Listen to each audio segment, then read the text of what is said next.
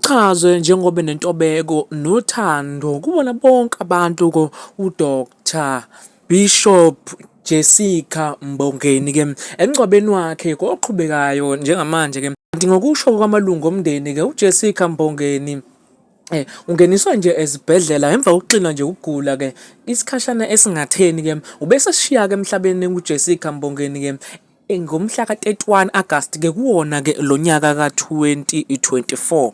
Jikelele uphumule Mbongenhle, laluphumule Jessica Mbongeni. Lona kumbukiso ke abaye besebenzisana naye ke bechaza ke kabanzi ngaye. Sindisiwe umntwana kaThixo. Ndiyamthanda uYesu. Ndimbonile bomini bam. Kuni nonke uyaphila. Kuya yedwa oyinkosi enamandla. Akhona onamakhosi sewahlonipha khona emhlabeni kodwa akekho njengaye. Amen. Ngokufutshane nje ndiziva ndimncinci kule nto ndiyenza kule ndawo. Okokuqala xa ndingumhlobo kaMam Jazz ibingendim ndodwa uDume.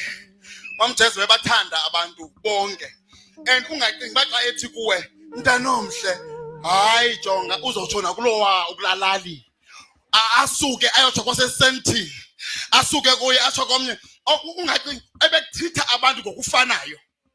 You know Mam Jazz ukwazana kwam naye saze ndizorecorda live recording ndifuna ufana ndase ndiyithengile isuti yemali ndiyithenge ngayo ndiqonda uba ndifuna uba unique man yabona andifuna ufana nabanye abantu. I-makeup artist yakhe uAsanatiwane ndathetha naye wathetha nomntana omhle wandenzela i-outfit wathi umama uJessica mntana omhle there is something about you wena awuyo customer awuyo client nje apha kwantu wayese Hong Kong waqaphuka wathetha amazwi wathetha into elidlula kuzo kathi uyazazi ndaphila. No umama uJessica ebe yi-friend aphinde abe yi-mentor apha kum.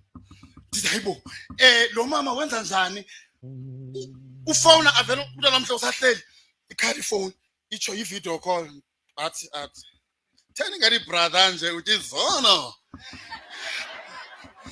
ndithi hayi mntwana omhle jonga ndisemthandazweni athi okay and then ayiqonda into kubana uhleli nengqangangqanga uThixo ebemthanda ke uThixo eyona relationship into ebindibambisene naye ndidibanise nengqanganga ebethetha inyaniso uthi Dumi hlala kuThixo ebungcweleni bakhe ungathethi noma kanjani ulinde uphole urelaxe uthi thula uthi ungathethi yonke into like akhonto ongena ongakwazi ukuyenza apha emhlabeni wabelieve kumama uJessica even ubukhona bakhe bamkwela ivumbe limnandi because mama Jessica ngokufutshane uhambile waya ngapha kule ndaba esekuyo eSenegal bazalwane ndisuka eSenegal Dumi Finga ehamba no Jessica Mbongeni mamela ke xa ndibiza mama uJessica uthi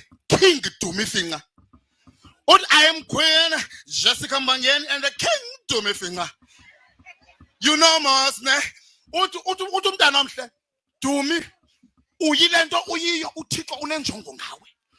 Jonga ngensuku zakhe zokugqibela wandikhaba man wathi ngiyaphambili kwedini wandikhaba ndoyika ndade bomntana omhle zokwenza kanjani ndithe khawulezisa gqibezela ukwenza ipassport yakho wena amafoto yellow card ufakela injection hey yamnandi lento mntana omhle kodwa ndikhala ngalento hey isafika usuku lohamba sahamba mama uJessica sayotshona phambili engapha enantozeni eSenegal khange bazalwane uqophe umlando uJessica Mbongeni uthathe sihambe 3 countries ngexesha eli-1 siqonda eJoburg sathi Abuja from Kenya sathi Abuja sathi Senegal khange umama uJessica awadla amandla am sisexa sibuya khona mama uJessica wani appreciate futhi kakuhle wathi mntana omhle ncoba isixhosa sakho ndazi ba unempahla zakho ezidurayo ozinxibayo iiteki zakho unyanisile ubrother wakhe xa isitsho besithi sibeke phansi kodwa faka ezi athi masihambeni ngo-2021 njengolo sisi ke bemenza bemhle ebusweni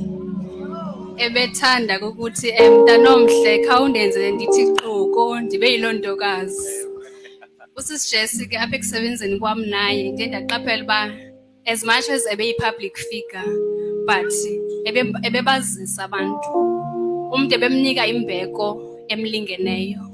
Ebemsebenzisa kakhulu u-thank you, no please, no I'm sorry.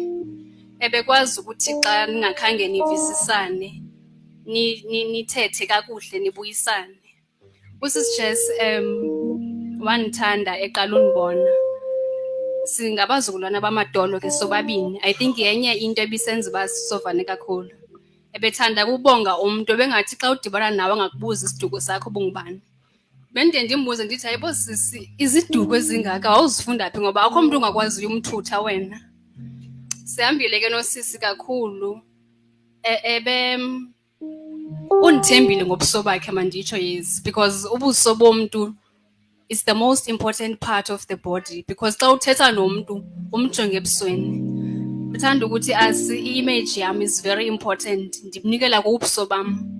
Uzawulala ke ndimenze lo makeup avuke sendimgqibile athi yomntanomhle you've got healing hands. Ndiyalala xa ndiphethwe nguwe une-aura emnandi. Ndiyathanda ukuthi usisi undizimele ndilimele ngogamba kwakhe. Khumbula besise Drakensberg sometime last year. The way bendirespektha ngakhona usisi Jesse ubeyavuka ebusuku xa irehesa umbongo ahlike ebhedini ayohlala ezantsi kwebhedi etafuleni. Xa ndithi ndiyaphuthaphutha ebhedini ayibo sisi uphi athi hayi mntanomhle ndikhona ndilapha ndiyapractice ii-lines zam because andifuni ukukuphazamisa asa as much as ungumntana but kumele ndikunike that respect yoba ulele. That's how much usisi Jesse valued me as young as I am kuye. Ndiyathanda ukuthi umphefumlo wakhe mawulale ngoxolo. Ndiyabulisa ententeni emntwini wonke okhoyo kule ndawo enkundleni yogubevu. Ome phambi kwenu nguNangamso ndingowakwaMbheki apha eNgqamakwe. Bhudumza ndiyakuvusisa abantu baseRhawutini siye ngoqeshwa phaa Bhudumza singaba lapha emakhaya khaya kulapha eNyili apha eMpukane. Into ebangaluba ndime apha ke ndingumazizi uJamus Jadu Fakathi uNxiba Noboya. Ayibalulekanga ke loo nto leyo ndiye ndithi zizinto zokusidescribe uba singobani na. Zizinto apha emhlabeni ezisenza ukuba sazane into yoba singobani, imvelaphi yethu nentsusa yethu singobani ibalulekile. Abantu abakholwayo ke baye bacinga uba zizinto zesintu kanti le nto ikhona naseBhayibhileni into ye-genealogy. So into ekhoyo, you must know who you are, where you come from, therefore you will never not know where you are going. Into yokuba ngiba kuthiwe ndime apha kuthiwa singabahlobo bakaJessica. UJessica bathethile abantu especially aba bakhule naye. Mna uJessica ndidibene naye esikolweni eTechnikon qha ke andizuyibalisa mna le minyaka kuba nazike nindiqobele uba ndingowanini kodwa ke ndingowangoku eli xesha besiphila ngalo noJessica. So uJessica ndifuna ukuthi okokuqala umkile umntu othi kumele uba ndithe ezaa zinto zenziwayo protocol observed and uJessica would say ebukhosini xa endibona yinto yakudala. Ndithi ke mna ke isithini le nto yakho athi hayi kaloku ufuneka uphendule uthi izicaka mazigobe inkosi zinyathele. Akekho umntu ophinda atsho kum ngoba nina ndiyanibona ndinirecognize uburoyalty bam but itshomi yam yayindirecognize. uJessica ebeyazi uyabona Asanda ubumenza ubuso. Mna ngelaa xesha lethu ndingalibiziyo ndandimenza iinwele. Uba ke i-curls zazijonga ngaphi izithini kodwa umphambili wawufika emhle ubujikele ngemva kibe yeyakho kodwa wayeyazi uba iziphiwo zam zithini nani nizazi. Sisuka kuloo minyaka ke noJessica sihambile xa sibantwana abantwana unjongo ndiyakwazi unjongo kutheni ungunjongo kaThixo. I was there umamakho kunzima njengoba nithethile. uJessica was one resilient person uba uyamazi. Against all odds uJessica would push. uJessica sonke siyayazi fefe njengobutshilo kakhulanga kakuhle. Her story actually is supposed to say the rags to riches story. mhlambe bengekho rich according to you, but kuthi njengoba sime apha be-rich. uJessica uba uyamazi ebenenhliziyo enkulu, ebenenhliziyo ubuJessica njengoba besitsho asanda ubuJessica ukumoshile uzawuthi uxolo, ubuJessica akenzanga kakuhle phofu naxa umoshile nawe akazukuyeka uba hayi soso hayi akukhawulezele, but with love. Siphilile ixesha elide eqala usakhela kafunanga uma apha. Ebethe umfundisi obekhona kwi-memorial service wamchaza uJessica wayemkanaye eGcuwa bahamba bayohlala eRhawutini. uJessica xa efika eRhawutini indeed eqala icareer yakhe fefe inobulibele sasidla ngobhatalwa nguJessica xa sim-interpretela ezi poems. I think wahamba wa-evolve ngoku wathatha abanye abantu yaphela la mali yethu. So ebethi xa eyoperforma whether ubhale nge-English or isiXhosa ebesiconsulta nofefe umamakhe athi sibhale uba uyayitrusta indlela